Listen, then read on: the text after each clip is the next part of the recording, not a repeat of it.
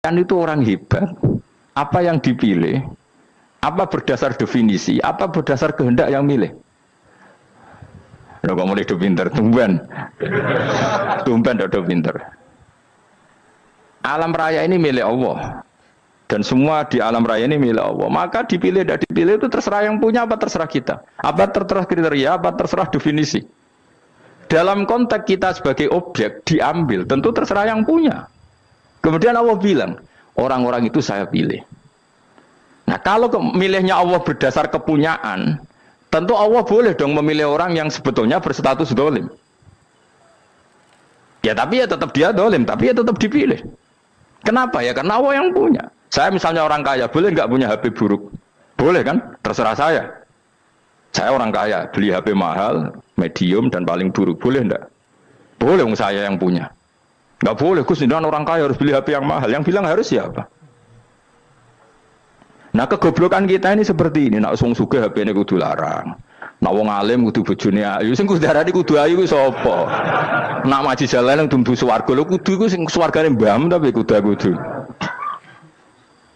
Nah, kita ini sering berpikir ngatur Tuhan. Komunitas Muslim terus Islam Indonesia kudu dadi sampling Islam seluruh apa? Dunia. Ya ora usah sombong ngono ya.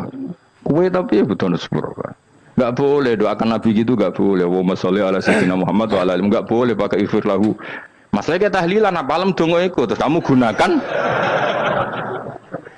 Ya misalnya terjadi percontohan Islam dunia terus Nabi kapundhut ditalkin, nek ditakoki waman rabbuka piye. Terus Nabi warai waman nabiyuka. Mesti Nabi yo pro, aku Nabi coba takoki. Jadi kita ini sering kumo luhur karena kita mayoritas terus jadi percontohan ora usah ngono. Paham ya napa? Ndak usah ngono, mayoritas saya, tapi ora usah GR jadi apa? Percontohan internasional. Mungkin kalau masalah Islam damai ya bagus, tapi itu kan tidak hanya Indonesia. Di mana-mana yang Islam damai juga banyak dan yang tukaran juga banyak. Toh yang tukaran nggak pernah maklumatkan diri ini percontohan janda. Ya biasa saja. Saya ulang lagi ya. Maka menurut saya nggak akan benar pendapat Khawarij atau pendapat Islam yang keras bahwa orang dosa besar itu keluar dari Islam. Karena ketika Allah mengatakan, kemudian aku pilihkan kitab ini, tak kasihkan orang-orang yang saya pilih. Itu diantara yang pertama adalah meskipun mereka sebagian tetap zalim. Artinya tetap zalim itu tidak menjadi dia keluar dari status Islam. Paham ya? Sekarang saya tanya, yang dikatakan warga Indonesia itu siapa? Ya siapapun yang bergeografis di Indonesia, lahir sebagai akte Indonesia, ya orang Indonesia. Kemudian ada yang penjahat, ada yang maling, kita penjara. Apa dia keluar dari kebangsaan Indonesia? Enggak kan? Sama ketika orang Islam menjadi zina dan fase koruptor, keluar dari Islam enggak? Enggak. Karena Allah tetap bilang famin. Apa? Famin. Jelas ya? Wes kayak ngarah Khawarij. Kenapa? Kalau Khawarij cara berpikir itu ekstrim. Setiap dosa besar itu mengeluarkan orang dari status Islam. Oh, itu bahaya sekali. Karena nanti kalau itu iya, kita akan kehilangan banyak orang nopo Islam. Makanya Nabi nanti ngendikan, saya berharap yang nanti masuk surga dari umatku itu separuh, 2/3. Itu kata ulama-ulama. Kalau kita pakai mazhab Khawarij, orang Islam itu tidak sampai 1/3. Karena banyak yang keluar dari Islam. Duwe keris gak Islam, duwe akeh gak Islam, nglakoni jimat gak Islam, nyekel patok gak Islam, dosa gede gak Islam, korupsi gak Islam. Terlalu banyak yang kita usir dari Islam. Lalu kita ngusir atas nama apa? Coba. Assalamualaikum warahmatullahi wabarakatuh. Selamat datang. Kita bertemu lagi dalam keadaan sehat walafiat. Amin amin ya rabbal alamin. Di kesempatan yang berbahagia ini, mari luangkanlah waktu sejenak ngaji bareng Gus untuk menambah ilmu dan wawasan kita tentang beragama yang lebih baik lagi. Di kesempatan yang berbahagia ini, kita akan mendengarkan kajian bersama-sama dengan tema hidup jangan dibikin pusing. Ambil hikmahnya, selalu berpikir positif. Untuk lebih detailnya, kita simak kajian dari Gus Baha bersama-sama. Kalau atas nama Tuhan, kamu tidak Tuhan. Atas nama wakil Tuhan, Tuhan tidak pernah mewakilkan ke Anda. Orang-orang mandate. Yang kita tahu dari Quran ya ayat ini, tsumma awrasnal kitabal ladzina istofaina min ibadina. Kemudian kitab ini tak kasihkan orang-orang yang saya pilih, dan orang yang saya pilih itu faminhum zalimul li nafsi. Dan sebagian dari itu adalah orang zalim, dan itu jelas bagian dari itu. Artinya keluar apa masuk? Keluar apa masuk? Masuk. Meskipun ya yang zalim tetap berstatus zalim, kayak warga Indonesia, ini semua warga Indonesia. Paham ya? Yang maling ya tetap warga Indonesia, meskipun ya tetap maling. Jelas ya? Betul antara gitu. Makanya ahli sunnah itu pendapatnya falam nukafir mu'minan bil wisri. Kita tidak akan mengkafirkan orang mukmin hanya karena melakukan dosa. Kenapa ya? Karena Allah bilang faminhum setengah sangking itu masuk bagian. Dan itu luar biasanya Allah disebut istofaina. Tetap orang-orang pilihan. Maka ini penting saya utarakan supaya kita ini tidak sok-sokan ya. Terus yang zalimul li nafsi pun potensi dimaafkan sama Allah. Asal dia tobat, dan tobat itu sama Allah nggak ada batasnya. Malam yuhur kiri sampai apa? Nafas apa? Terakhir. Dan kadang orang itu sebetulnya nggak niat tobat, cuma ada perilaku tertentu sehingga dadian Allah itu simpati. Itu juga banyak yang diterima tobatnya Allah. Makanya kata ulama-ulama itu istighfar itu tidak syarat diampuni. Yang menjadi orang terampuni itu kehendak Allah. Istighfar itu bagian kecil dari syarat-syarat itu. Bisa saja orang tanpa istighfar tapi diampuni Allah. Misalnya Allah dawuh wa yaghfiru ma duna dzalika liman yasha. Itu bukan liman yastaghfir tapi liman yasha. Contoh masyhur kan, kamu pernah dengar kan, ada orang nakal itu mau misah itu ya kira-kira lonte atau apalah. Dia datang pulang ketika melihat anjing ngeleti pasir, dia berpikir ini kehausan kayak saya. Kemudian dia turun ke sungai memberi minum anjing itu, kemudian Allah memaafkan dia karena itu. Pas itu di semua hadis riwayatnya dia tidak pernah istighfar. Terlalu punya perilaku yang menjadikan dia diampun. Banyak enggak seperti itu? Banyak, makanya wa yaghfiru ma duna dzalika liman yasha. Mayasa itu ya yang digedaki Allah. Bisa saja kalian ini sering istighfar tapi enggak dimaafkan Allah. Tapi delala punya satu perilaku yang cara Allah itu penting, kemudian dimaafkan. Kayak Saharatu Fir'aun itu dia tidak pernah istighfar, tukang sihir Fir'aun. Dia diampuni Allah, dikasih iman tuh gara-gara jadi wong Jogja. Terus ngono tok. Jadi pas mau duel adu sihir. Iku dalah dekne mendingan ya. Qalu ya Musa imma antulqiya wa imma annakuna nahnul mulkin. Monggo jenengan riyen napa kula riyen. Dadi gara-gara dekne didikan Jogja niku. Lah wong ape duel, mestinya tarung itu semakin cepat mengambil kesempatan kan semakin menang. Ini sudah jelas tarung. Ngapunten jenengan riyen napa. Lha iku pangeran itu terus simpati. Wong kok sopane ngono apa? Akhirnya Allah memberi iman gara-gara apa? Imma antulqiya wa imma annakuna nahnul mulkin. Monggo jenengan riyen. Lah Musa juga Allah juga enggak terima kalau nabinya kalah sopan. Sehingga Allah memerintahkan Musa adalah sopan. Mboten jenengan mawon. Jadi Nabi Musa qala bal alqu. Jadi Nabi Musa enggak jenengan riyen mawon. Jadi coba itu kan unik. Dia tidak ingin diampuni Allah, tapi adalah dia sebenarnya satu perilaku yang menjadikan Allah itu simpati, yaitu kesopanan dia dengan Nabi Musa. Imma antulqiya wa imma annakuna nahnul. Nabi Musa juga bilang qala bal alqu go jenengan riyen mawon. Akhirnya sakar nggih nak ngoten. Makanya Fir'aun itu mangkelnya bukan main. Ketika pertunjukan itu akhirnya kan Saharatu Fir'aun kan kalah. Setelah kalah langsung iman. Maka kata Fir'aun, ini jelas Musa itu guru kamu. Cuma pura-pura saja kamu pro saya. Lah buktinya apa? Jari buktinya tadi monggo-monggonan gitu. Makanya Fir'aun bilang innahu lakabirukumul ladzi 'allamakumus sihr. Wah, iku mesti Musa iku gurumu. Padahal dia enggak kenal sama sekali. Cuma gara-gara monggo-monggonan tadi itu akhirnya terus pikirannya Fir'aun, wah, mesti wis kenal suwi mau gayane tok. Mergo gara-gara monggo jenengan riyen. Mboten monggo jenengan. Jadi makanya sampean jangan putus asa. Makanya keliru sekali kalau kita bilang diampuni Allah nunggu istighfar. Enggak. Tentu istighfar penting, kita sepakat. Istighfar itu penting, kita sepakat.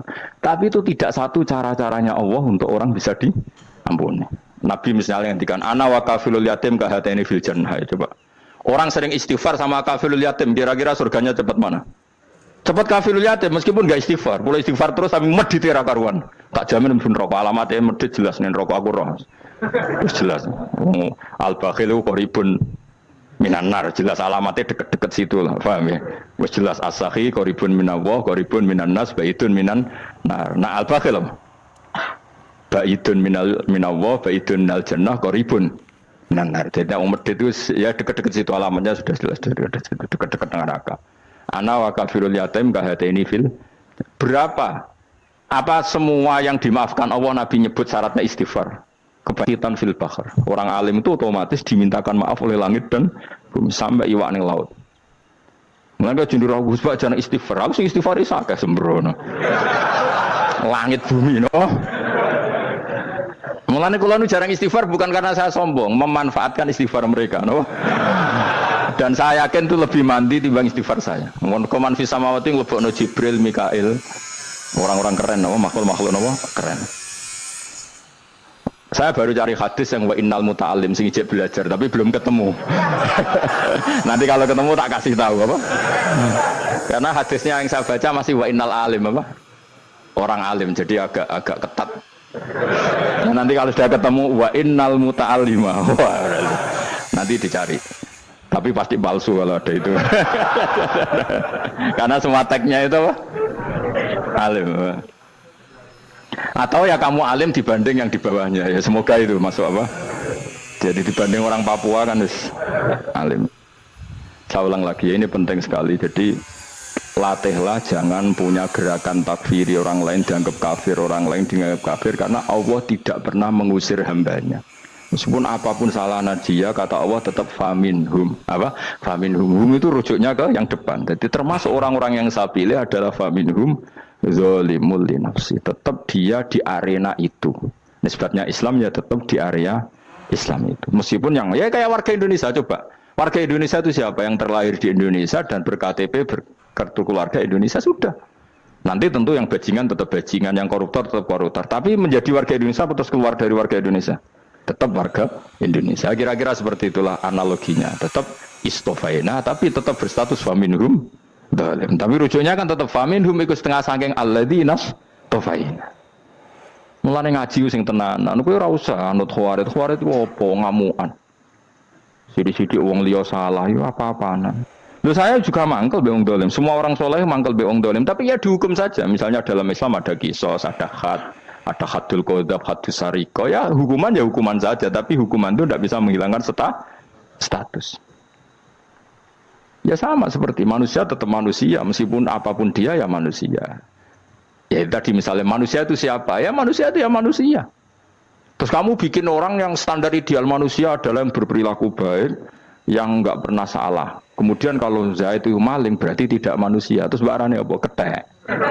Tidak bisa, makanya kembali lagi dinul aja. Kamu bikin definisi manusia itu tidak usah seangkuh itu. Manusia seperti ini manusia ya sudah, maling ya manusia, orang soleh ya manusia, orang sedengan ya manusia. Lelaki itu apa? Yang punya alat kelamin penis itu lelaki titik sudah, sehingga nanti warisannya ya dia lelaki. Sholatnya dia bergaya. Kamu tidak usah bilang gini, lelaki adalah yang cakap memimpin, yang maco, yang kuat. Jika kalau tidak seperti itu namanya perempuan. Terus kamu membolehkan yang seperti ini jadi makmumnya perempuan, imamnya perempuan sing maco. Kacau enggak kalau agama nuruti logika-logika itu? Enggak jawab aja. Kacau. Lalu lucunya sekarang banyak kecerdasan yang mengarah ke sana. Makanya agama ini jadi kacau karena sudah ada dinul ajais. Agama ini agama ummi. Ya agama ini agama ummi. Kata Allah huwallazi ba'atsa fil ummiyin. Ummiyin itu lugu itu polos. Jadi kalau orang polos misalnya gini. Ini apa? Kira-kira kalau jawab orang polos ini. Jam. Bagus kan jawab jam. Jam untuk apa? Penunjuk waktu ya sudah seperti. Tapi kalau orang engkek, ini itu apa jam? Itu barang murahan. Bulat kan oleh jawab. Ono numpak mobil carry itu apa? Itu black melaku. Yang mobil itu Alphard. Jadi kacau. Enggak boleh agama dibawa ke sana. Apa? Agama di sana dibawa ke sana. Nah itu madzhabnya ahli sunnah apa? Wal jamaah. Ketika Rasulullah ngendikan la yu'minu ahadukum hatta yuhibba li akhi, ora kok diarti ini ora iman. Jika yang menyala itu tidak iman, tidak seperti itu cara mengartikan ahli sunnah wal jamaah. Karena status itu tidak pernah hilang. Yang hilang hanya kesempurnaannya. Paham ya? Kesempurnaan kita jadi manusia hilang karena kita maling, karena jadi koruptor. Tapi tetap kita Siap. Kesempurnaan kita sebagai orang mukmin hilang kalau kita fasik, tapi kita tetap mukmin. Paham ya? Makanya setiap hadis gitu kata ahli sunnah la yu'minu imanan kamilan. Wis dong ya. Dong. Dong. Ya terus alhamdulillah subhanallah. Ya doa alim mas malam 12. Malam Lailatul. Aku kadang yang melok goblok aduh. Saya tuh sering dididik sama bapak saya, sekumpul wong akeh kudu melok goblok guys. Makanya bapak itu kalau ada orang pidato, bapak kan juga nggak suka pidato juga, tapi ya kerso kadang-kadang, saya pun kadang-kadang kerso. Asal sing utus pernah guru, pernah sepuh kadang kerso. Nah, bapak nak bahas pengajian ngomongin balik dari bapak, malah bingung, ngomong apa wae. Coba kita dengan PD-nya bilang Lailatul Qadar itu 21 sampai berapa? 29. Lailatul Qadar. Warna itu malam Lailatul Qadar. Lalu Lailatul Qadar keren tuh karena apa coba? Karena nuzulul Quran. Lalu nuzulul Quran tanggal 17. Lalu Lailatul Qadar tanggal berapa? Oh, ada nih. Alhamdulillah. Tapi ini jangan jadi keiskalan yang masih itu sudah difitnah. Coro Gus Bak, ya coro Gus Bak, coro Quran ngawur gitu. Sembrono. Memang aku tidak pendapat tentang Quran dan ayatnya seperti itu. Maka yang benar, Lailatul Qadar itu kata ulama-ulama dulu, orang yang beramal soleh, ya itu sudah anggap saja dapat Lailatul Qadar. Ora usah ndelok esuk-esuk ndelok srengenge blerengen ta ora, nek blerengen berarti untuk Lailatul Qadar. Jan mendung kan blereng iki. Terus bumi angite sayup-sayup. Anggere dini hari ya sayup-sayup blok-blok aneh-aneh wae. Lah nek pikir segoyo ora, berarti wong laut gak taran untuk Lailatul Qadar, ke segoro gitu langine bianter. Lah nek ning Dieng ya mesti sayup. Mau angin ndok gunung wis kesel tadi untuk sayup-sayup. Gawe ukuran ojo ngono, gawe ukuran ngono rak wong Dieng luwih ngrasa entuk Lailatul Qadar timbang wong segoro kidul. Segoro kidul angine apa? Buanter. Padahal alamate piye? Sayup-sayup. Mana-mana. Maksudnya alamat ngono iku ora ngono, maksudnya ayat iku Kanjeng Nabi mbak dawuh ngono, maksudnya ora ngono. Wes dong ya. Ayo Lailatul Qadar tanggal. Aku semeneng wong bodho. Kowe enak urip wis happy no? Happy. Ya saya ulang lagi ya. Jadi kejati dirian itu tidak bisa hilang dengan standar keidealan. Yang hilang itu standar apa? Keidealan. Misalnya kita maling ya eman lah sebagai orang mukmin kok maling. Warga Indonesia kok kriminal tuh eman, tapi dia tetap orang Indonesia. Orang Islam tetap Islam meskipun dia fasik. Sebab itu Allah ngendikan faminhum zalimul linafsi. Sebagian dari orang yang saya pilih dia adalah orang dolim. Ya dolim saja. Kamu jangan kamu katakan kafir ya dolim saja. Dolim kira-kira maknanya kurang ajar, kacau, kriminal. Tapi kan tetap dia orang Indonesia. Paham ya? Ya tetap dia orang Islam. Tapi Islam yang dolim. Ya seperti saya sering cerita. Saya pernah ketemu orang alim melaku di Tuban. Iku pilih tanggamu, wong Islam kok doku, wong Islam kok doku umat Islam kok do mabuk. Ya tentu oknum ya. Tapi dari orang alim tadi, itu orang umat Islam, Islam sing kumat ya. Jadi orang Islam itu hanya dua, umat Islam sama Islam yang kumat. Jadi kalau pas fasik ya Islam kumat. Kalau pas waras umat Islam. Ya sudah itu bolak-balik ya. Ya, jadi umat Islam. Jadi kalau di Jogja atau di Jakarta ada orang mabuk, itu berarti Islam sang kumat. Kalau pas ngaji, umat Islam. Tapi kadang orang yang sama, ya kadang umat Islam, kadang Islam yang kumat. Ya sudah seperti itu. Dan nanti pas diambil Allah, ya tetap statusnya dua tadi. Umat Islam dan Islam yang kumat. Jadi jelas ya. Jadi jelas sekali makanya orang Khawarij itu kata Rasulullah syarrul khalqi wal khaliqa, ela-ela makhluk itu orang Khawarij. Karena dia menghilangkan status kejati dirian. Itu bahaya bagi kelangsungan negara maupun agama. Jadi misalnya kalau orang nyuwun sewu misalnya ada orang kriminal di Indonesia, terus dianggap gak warga Indonesia, terus mau dibuang kemana? Coba. Sama kalau semua orang Islam yang salah dianggap kafir, terus lalu mau kamu buang kemana? Padahal dengan kamu katakan kafir, artinya dia sudah tidak wajib sholat. Orang kafir tidak wajib sholat, tidak wajib puasa. Apa tidak lebih ngeri? Karena dia tidak berkewajiban melakukan ibadah-ibadah Islam. Berarti Anda lebih ridho dunia ini rusak. Jadi kalau misalnya Zaid karena megang patok kuburan atau melakukan dosa besar, kamu katakan kafir. Setelah kafir dia wajib sholat tidak? Tidak kan? Wajib puasa enggak? Berarti kan malah jura-jura. Karena mendorong orang keluar dari ring permainan kesalehan. Tapi kalau kita katakan Islam, kemudian kita bina. Kan ini jadinya aset. Dengan kamu katakan Islam artinya menjadi aset kan? Bandingkan kalau kamu katakan keluar. Paham ya? Makanya Nabi ngendikan ala-ala umatku itu apa? Khawarij. Karena ini bahaya. Negara juga gitu. Andai kan kita berpikir ekstrim, yang melanggar negara tidak warga Indonesia. Yang demo tidak warga Indonesia. Sing beda pendapat dengan pemerintah enggak warga Indonesia, negara ini habis. Kehilangan 50% warga Indonesia. Ya biasa saja, yang salah ya salah, tapi tetap warga Indonesia. Kalau secara aturan hukum harus dihukum ya dihukum. Asal objektif, asal adil. Kayak misalnya santri saya, yang santrinya Gus Bak itu siapa? Ya pokoknya sing ngaji. Kamu enggak usah pakai definisi ideal, sing ngaji, sing paham, sing ora ngantuk, sing pinter. Yo ngiyai dul kok. Mana. Jadi nek sing bener piye? Sing santri Gus Bak piye? Ya sing ngaji. Lah sing piye ya pokoke anggere sing teko ngowang-ngowo ya wis melok mlebu. Ora paham yo ngaji, paham yo ngaji. Wong didelok kolange itu pokoke anggere sing teko ngono. Malaikat ora niteni sitok-sitok itu paham ta ora iki. Wong malaikat itu ono sing drengki disalahno pangeran kita jamin. Tapi bukan malaikat elit sing didrengki ora malaikat elit, malaikat awam napa? Masyhur itu kan. Innalillahi ta'ala malaikatan sayakhina fil ardi yabtahuna khilaqal dzikr. Terus Allah punya sekian malaikat yang tukang mencari-cari tempat dzikir. Khilaqul dzikri itu tempat-tempat halal haram, tempat-tempat ngaji. Kalau orang toriko ya tempat wiridan oleh mana nih. Tapi kalau orang fikih mana nih tempat diajarkannya halal dan haram. Terus setelah ketemu orang ngaji terus kata para malaikat sing apian, halumu ila buhyatikum. Ini tempat kamu, ini orang ngaji.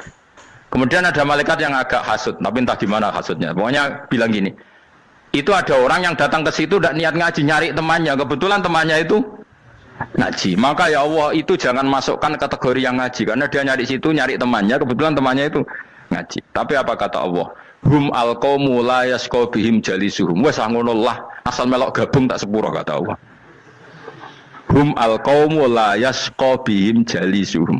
Mereka adalah kaum asal ikut duduk saja, ikut nimbrung duduk saja dengan niat yang macam-macam, tetap tak ampuni kata Allah. Tidak penting niat ngaji ku hiburan, alternatif di bangling omah sumpah ngadepi bojo. Wes gak penting kabeh. Wong anggere melok nimbrung sah. Enak loh. Ayo alhamdulillah. Ya sauni-unimu. Jadi agama itu pokoknya jangan kulino merubah kesestatusan. Makanya itu ibaratnya ahli sunnah nopo wal jamaah. Setiap ada hadis la imana liman la ahdalah. Enggak ada iman bagi orang yang enggak nepati janji. Semua ahli sunnah nafsiri mana? Tidak ada iman sempurna. Tapi dia tetap mukmin, cuma tidak sempurna. Tidak dihilangkan status mukminnya. Masa orang Indonesia kalau maling enggak orang Indonesia? Lalu kamu buat kemana dia? Ya tetap dia orang Indonesia. Meskipun tidak ideal sebagai warga Indonesia, tapi tetap orang Indonesia, jelas ya. Tadi summa aurasnal kitabal ladzina istofaina min ibadina. Terus orang yang istofaina itu berstatus faminhum zalimul linafsi, tapi tetap istofaina, tetap orang-orang apa?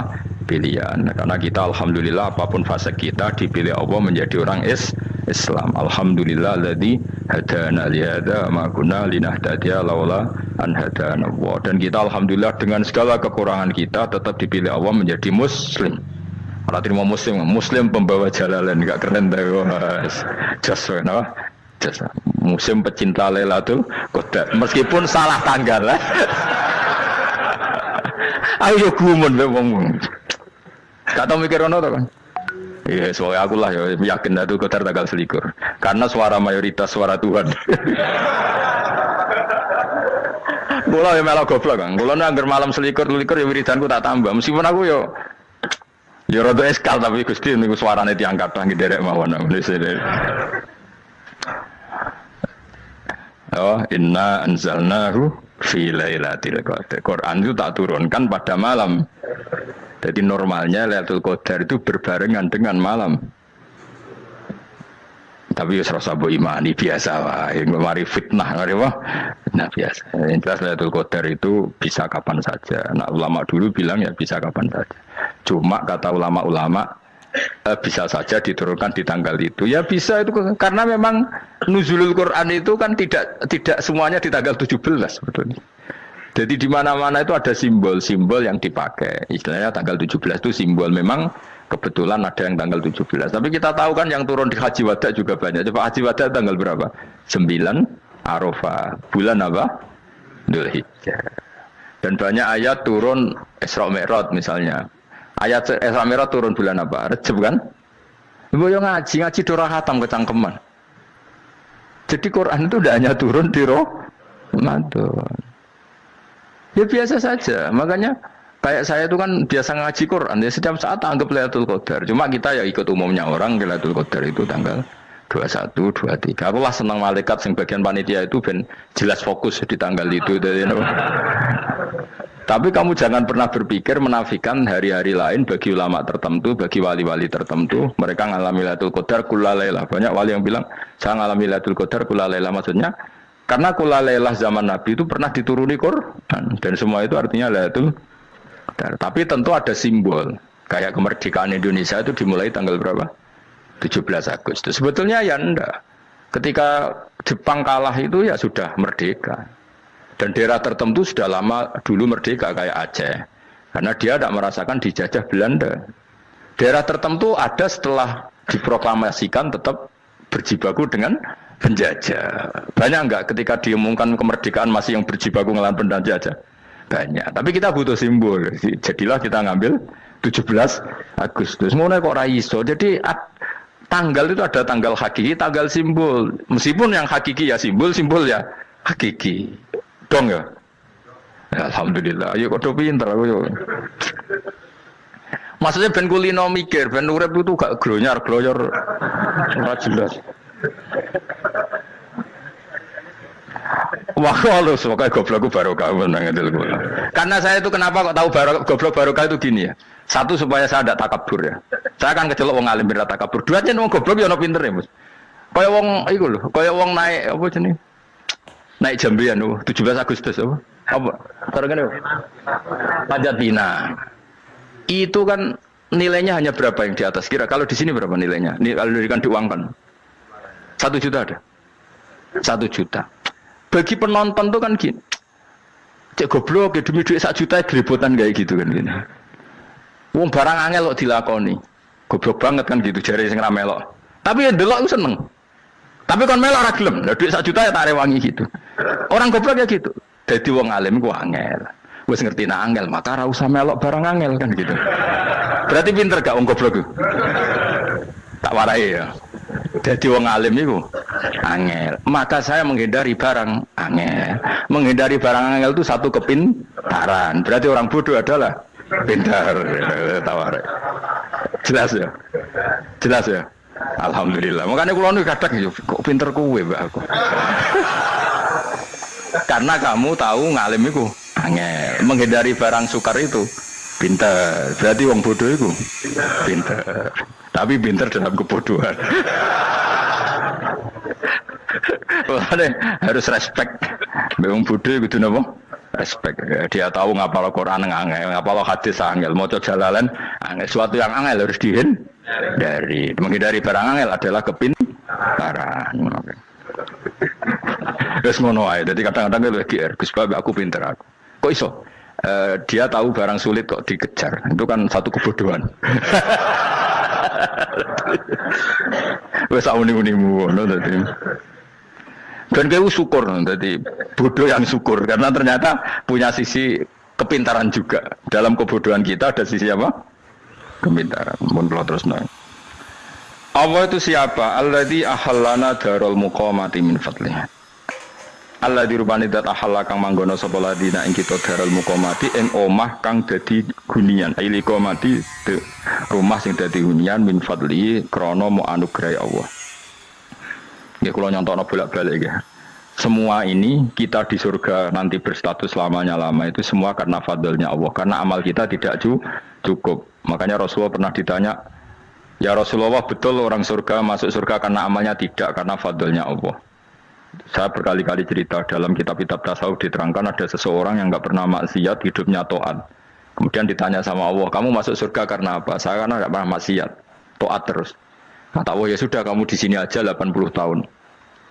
Ya kamu gak apa-apa di surga sini berapa 80 tahun. Si Abid tadi, ahli ibadah tadi protes. Katanya surga itu selamanya lama. Iya kata kamu kan karena amal kamu di dunia kan hanya 80 tahun. Umur kamu kan hanya 80 tahun. Ya berarti surga kamu 80 tahun dong. Karena kamu menganggap surga karena amal kamu. Fair kan? Amal 80 tahun surganya. Tapi kata jenengan surga itu selamanya lama. Sing selamanya lama itu fadolku itu gak ada habisnya. Kalau amal kamu ada habisnya. Terus kata orang tadi, ngimpun Gusti kula mbusga fadole jalan gak aku kecewa jadi. Jadi orang itu harus pakai logika. Makanya agama ini ojo nuruti cerdas sing gak punya sanad. Lalu gunanya amal apa? Kalau kita masuk surga mergo fadole pangeran bocah kok geblek gendeng campur gak di sanad. Kita ini punya sanad dari guru-guru kita. Kalau semua surga Allah mensifati itu min fadli, ada unsur fadlnya Allah meskipun kita ngamal. Karena tadi kalau karena amal kita hanya sak soleh-solehmu 80 tahun. Iku enak soleh terus. ABG puber pacaran tua dadi mubalek ya to ora. Ayo ngaku ae. Tuane delok nduang dutan gede-gede sunah Rasul. Coba kewapir suwi bareng Islam anyaran sudah dadi mubalek banyak. Artinya enggak 80 tahun total kita jadi orang apa? Soleh. Mustafa teteng soleh ya lagi gayane saiki khusyuk. Bisa numpak trail gaul. Untung ngono Harley dhisik. Nah, kalau karena amal kita berarti kita di surga hanya 80 tahun. Terus kata Allah, ya, tapi kata jenengan surga selamanya lama. Yang selamanya lama itu fadl saya. Anugerah saya itu tanpa batas. Makanya kita tetap yakin kita seperti ini nanti di surga itu kabeh fadlih Allah. Seperti nas di sini apa alladzi ahallana darul muqamati min fadli, bukan karena amal tapi apa min fadli. Bahwa amal kita itu ikut dipertimbangkan iya, tapi ya termasuk yang dipertimbangkan, bukan segala-galanya. Yang paling menjadi abadi di surga adalah fadlih Allah, karena fadl dan rahmatnya Allah itu yang tidak terbatas. Jelas ya nama ayat ini alladzi ahallana darul muqamati min fadli. Laya masuna orang kepona ing kita via ing dalam jannah pona sobun po kangelan eta abun desi kangelan walaya masuna lan orang menyentuh na ing kita via fil jannah po luhu pun po kerepotan. Iya untuk kesip kepayaan minata api sanging repot. Li ada mitaklifi krono ora anane mukallaf via ing dalam jannah. Ning swarga supaya enak ora perlu traweh, ora perlu macam-macam. Semen kelon nabi dari sing nganggur-nganggur semen kelon. Nak sing soleh-soleh papan atas sesuai pangeran sesuai kelas masing-masing napa? Sesuai apa? Kelas masing-masing. Nah sing kuapok melarat menawa numpak ampat ngalor gitu tuwabrakno bariku njaluk meneh tuwabrakno meneh. Saking dendame ning donya ora alpat ra iso numpak. Dadi numpak kan ya temlono jurang wae ya. Bariku njaluk apa? Anyar meneh bojo ngono sing wayu buak gentine. Saking dendame di bojo elek ning donya. Serapo bos gak masalah ini swarga aman apa? Wa dzikrusani uta nyebut sing kedua atabi'i kang anut lil awali maring sing awal di tasri karo nyeplosno binafsi lan nafekno lugu. Maksudnya nasab manane repot, lugu yo manane repot kok diatafno berarti bener-bener ing akhirat itu yo ora ono repot, ora ono kangelan. Waladina uta wong akeh kafaru kang kafir sapa ladina, iku lahum tetep kedhe ladina naru jahannam atau neraka jahannam. Orang-orang kafir itu pasti masuk neraka. La yuqtal. Maksudnya kafir dan dengan definisi yang mati alal kufri. Kalau masih di dunia kamu tidak bisa menvonis si A si B pasti kafir karena finalnya adalah di husnul khotimah atau suul khotimah. Maka status sekarang. Kita dikatakan mukmin ya sekarang, yang sedang kafir ya sedang kafir. Bisa saja yang sedang fasik nanti mati soleh, yang sedang soleh nanti mati fasik. Makanya kita enggak berhenti doa apa ya muqallibal qulub tsabbit qalbi ala dinik, karena kita tidak pernah tahu. Makanya status kafir ya wa matu wa hum kuffar. Sebagian ayat apa wa matu wa hum kuffar, status yang permanen adalah dalam keadaan mati, dia dalam keadaan kafir. Tapi kalau masih di dunia gini enggak jelas. Makanya saya suwun ya, kalau kita harus toleransi sebagai warga Indonesia, kalau kamu orang alim, toleransi atas nama agama, karena yang sedang kafir pun tidak jaminan selalu kafir. Jadi kita tidak perlu musuhan, karena memang semuanya tidak mesti. Ya itu kalau atas nama nopo agama. Kalau atas nama negara ya memang kita berkawan atas nama sama-sama bangsa nopo Indonesia. Kalau atas nama agama ya memang nggak mesti juga. Bisa saja mereka husnul khotimah, kita tidak pernah tahu. Makanya Allah bilang wa qulu linnasi husna, dengan siapapun yang baik. Lah soal nak diperangi kita perang ra kudu wong kafir. Lah kowe dibaca wong Islam ya males. Lah ke meneng ae disembelih. Wah. Ya soal itu kan bab sial, bab mempertahankan apa diri. Itu udah harus dengan orang apa? Kafir. Misalnya ada penjahat mau membunuh istri kamu tentu dibolehkan Islam melawan. Paham ya?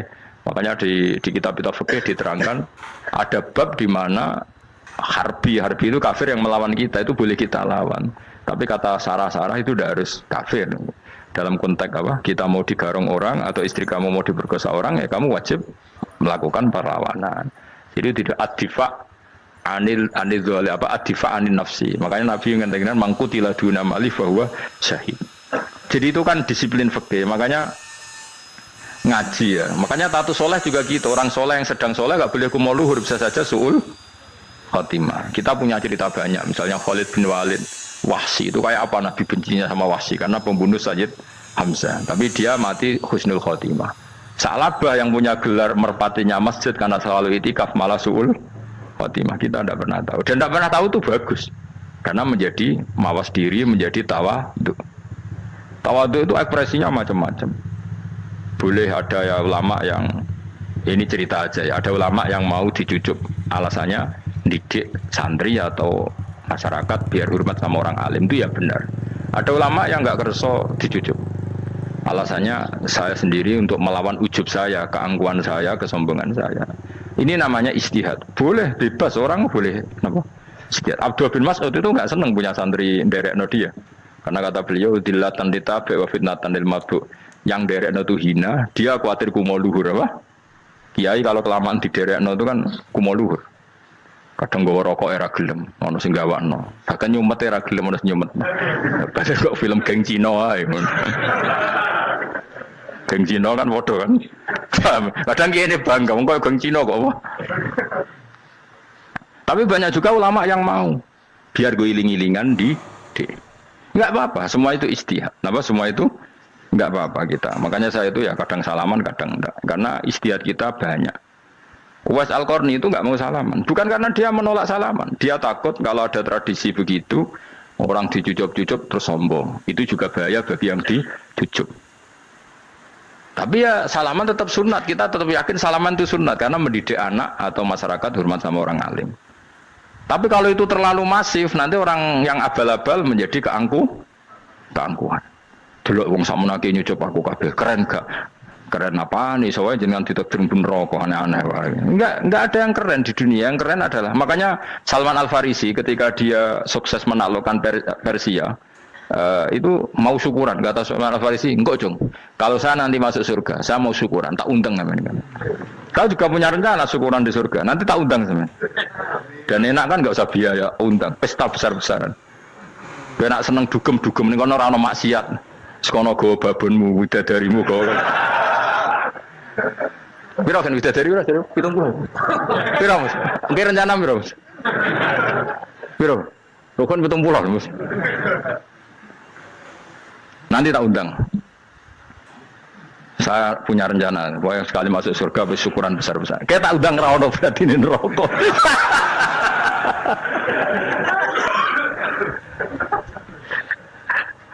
Tapi nek ngundang aku ra ono beda kelas sembrono gitu. Kata aku ra ono ning kelas wargamu ra ono. Kata Salman Al Farisi gini, kamu tidak usah muji saya kan dia dipanggil ya Karim, kamu orang terhormat kan. Kata Salman Al Farisi, indakhaltul jannah fa ana karim wa indakhaltun nar fa ana laim. Jadi saking sopannya ashabu Rasulillah itu ada yang dipanggil ya Karim aja tidak mau.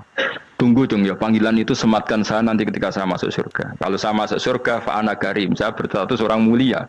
Tapi nanti kalau saya masuk neraka fa ana laim, saya orang yang terhina. Jadi dulu ashabu Rasulullah seperti itu. Terus ada ulama yang melawan nafsunya macam-macam. Misalnya saya milih jarang ada sowanan, saya dapati senang banyak santri sowan. Tapi bukan karena benci enggak. Karena saya takut sebagai orang yang sangat terhormat. Saya ngaji di mana-mana suka yang enggak usah pakai kursi, guling-gulingan kalau saya dan kamu setara. Saya sebenarnya bisa aja minta kursi tinggi koyok ketua MK. Banyak kan ngaji nih serapati ngalim lagi gue kursi ning dhuwur, santri ning ngisor gua ya nek wong pinter-pinter. Jebule kitabe maknanan ben ra konangan. Sing rasa apa wong modus. Ya tapi tidak suudzon ya, tapi ya ono tenan, paham. Tapi kalau saya cara berpikir sederhana, kita kan sama-sama umatur Rasulullah, ya sudahlah hadin sawa. Loh nanti kan kamu sanggup maca kitab ya gentenan ra masalah. Kadang dia maca aku ngrungokno, kadang aku maca enggak apa-apa. Nah ono sing wani. Tapi sekali salah tak lorot nah. Jadi dulu sahabat itu biasa.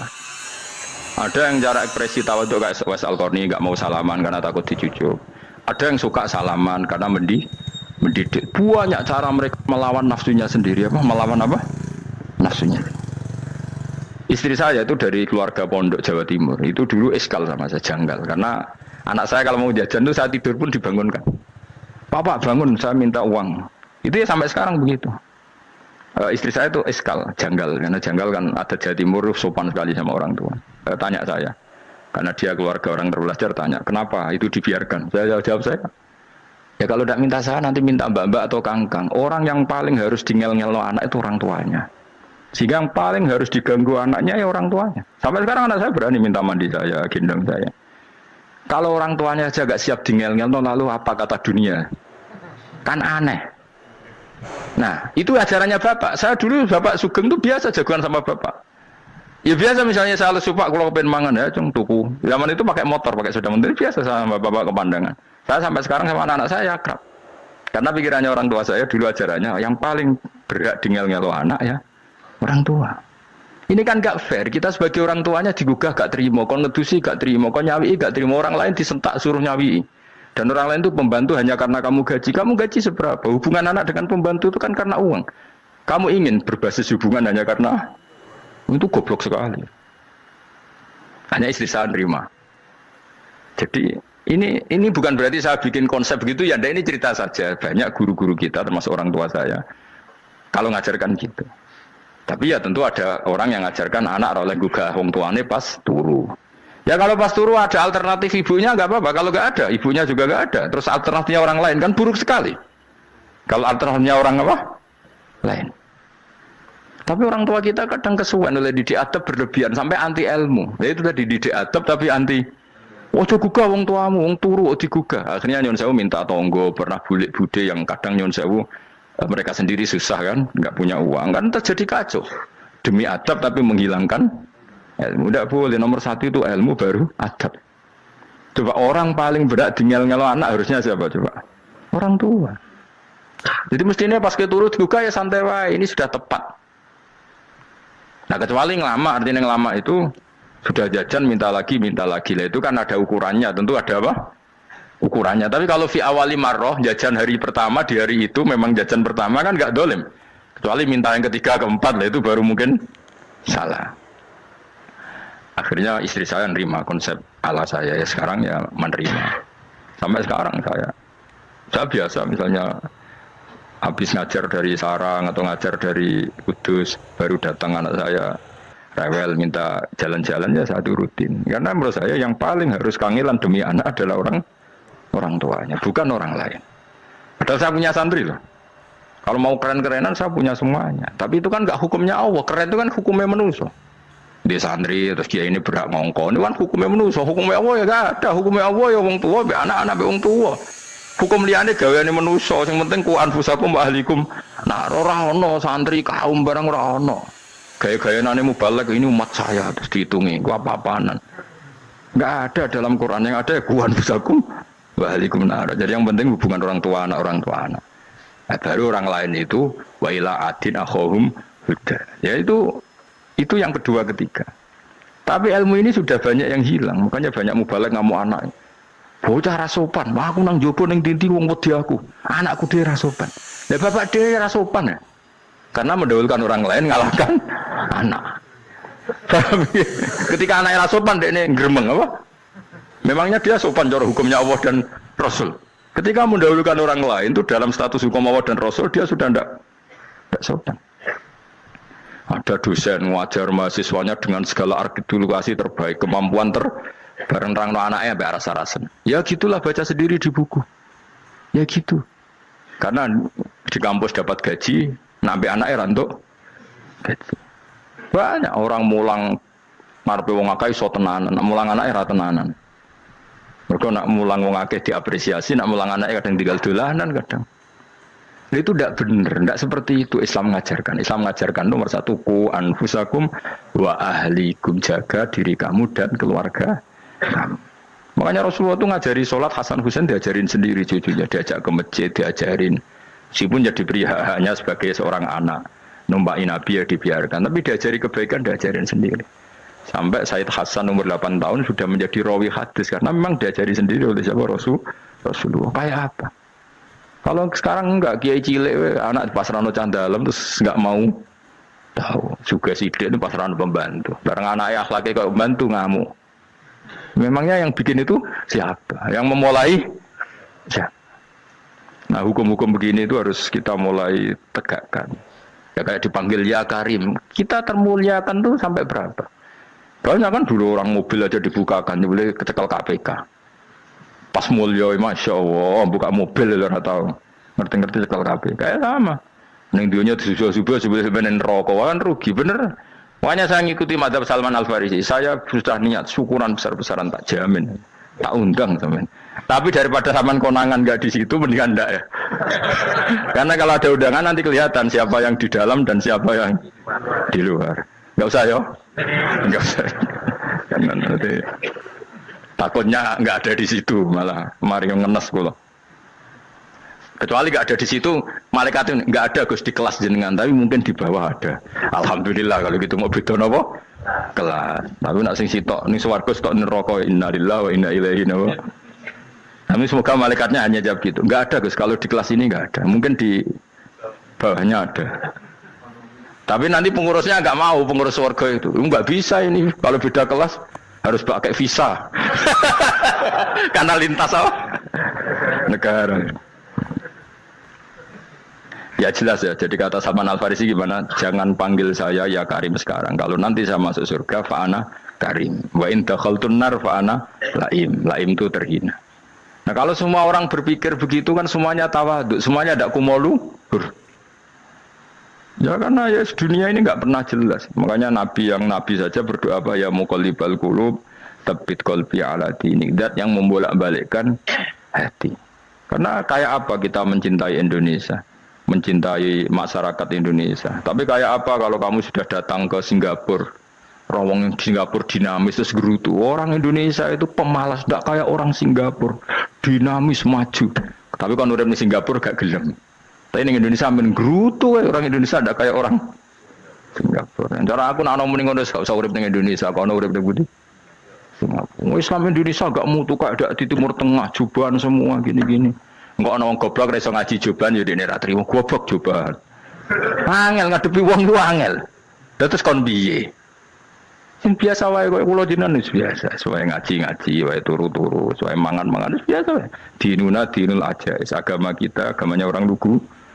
Penting hubungannya dengan Allah spesial bahwa kita yakin hidup kita namun bergantung kepada Allah Subhanahu wa taala dan kita selalu nyifati Allah nikmal maula wa ni'man nasir. Selagi Tuhannya Allah pasti kita ditolong. Apapun kondisi Indonesia, Tuhan kita tetap Allah, tetap ditolong. Kita pernah keluar dari penjajahan Belanda, tragedi PKI, ya apa saja problem kita pernah keluar karena Allah Tuhan kita, nikmal maula wa ni'man nasir. Sudah, iktimatnya sama Allah, jangan pada yang lain. Yang lainnya itu hanya aturan bernegara saja. Kita butuh presiden, butuh macam-macam, itu aturan bernegara. Tapi kesejahteraan kita tetap Allah nikmal maula. Karena kalau Allah yang nggak berkenan, Jawa dihilangkan lewat ekuifaksi selesai. Atau meteor satu jatuh selesai. Makanya Allah selalu mensifati dirinya, saya yang memegang langit bumi, saya yang mengatur langit bumi. Beberapa benda langit nggak jatuh ke bumi karena saya, kata Allah. Inna wa yumsikus samawati wal ardo antazula wala inzalata in amsakahuma min ahadim mimba. Kalau sistem alam langit itu hancur, semuanya hancur. Tapi kita enggak. Kadang-kadang membayangkan dunia enggak hancur itu kalau kestabilan negara. Negara tak stabil, kalau alam enggak stabil mau apa? Semuanya enggak koruptor, semuanya adil. Tapi diguncang gempa tetap selesai. Diundang faksi tetap selesai. Makanya Allah selalu mengingatkan kita, amintum manfis sama yaksifa bihumul ardo fa idza hiya tamur. Kenapa kamu merasa aman di bumi? Bumi ini setiap saat bisa likuifaksi, kata Allah. Karena bumi itu berarti potensinya pecah. Tapi kalau kita ingat gitu kan akhirnya bergantung sama Allah sambil bernegara secara benar, bertetangga secara benar. Susahnya apa sih hidup benar? Wong hidup benar itu nikmat. Kalau betul nanti urip susah. Ngerti masalah saya yang pangeran Gusti niki wae jenengan ya sudah selesai. Jadi nak tahlilan ojo ngrameni tok, dijiwai nikmal maula. Nikmat itu sebaik-baiknya, nikmat itu sebaik-baiknya. Artinya kita selagi punya Tuhan itu pasti nasib kita ya sebaik-baiknya. Ngomongin imal mola tapi mbek gerutu. Seramutu. Mulane ra dadi wali perkarane ya boleh. Jadi wiridane wae tapi ra dijiwai, enggak boleh seperti itu. Tapi lumayan, timbang ya ra wali ra wiridan malah ra karu-karuan malah. La yuqda alaihim muraden putusna sapa alaihim ing atase ahlun nar bil mauti lan mati fayamutu mongko iso dadi mati sapa ahlun nar fa istarihu. Mongko iso istirahat sapa ngake. Jadi ahlun nar ketika disiksa minta mati. Maksudnya mereka minta mati itu tidak merasakan sakit. Tapi nyatanya mereka sudah tidak bisa mati. Berarti disiksa terus terus walai khofaf lan ora den dengan nopo anhum saking ahlun nar min adzabia saking siksa sinar torfata ini ning sak kedape mri. Jika kau mengkon-mengkon kabeh kama jazinahum tegese kaya oleh males ingsun wong akeh nadzi males ingsun kula kafurin ing saben-saben wong sing banget kafire banget ingkare ning Allah lan nikmat-nikmate Allah manane kafir bilya iklan ya yadzi wa nun lan nun al maftuhah kados kita tidak yadzi tapi napa nadzi nggih kadalika nadzi kula kafur. Assalamualaikum warahmatullahi wabarakatuh. Alhamdulillahirabbil alamin. Barusan kita sudah menyimak kajian dari Gus Baha, yaitu dengan tema menjalani hidup jangan terlalu banyak berpikir. Semoga bermanfaat, menambah ilmu dan wawasan kita tentang beragama yang lebih baik, dan semoga bermanfaat dan mudah-mudahan barokah dan kita bisa mengamalkannya. Petik yang menurut kita baik, tinggalkan yang menurut kita tidak sesuai dengan keinginan kita, agar beban kita tidak bertambah. Terima kasih. Sampai ketemu di kajian berikutnya. Bila berkenan bisa like, subscribe, dan komen. Nyalakan lonceng notifikasinya agar saudaraku semuanya tidak ketinggalan video terbaru. Saya akhiri dulu. Assalamualaikum warahmatullahi wabarakatuh.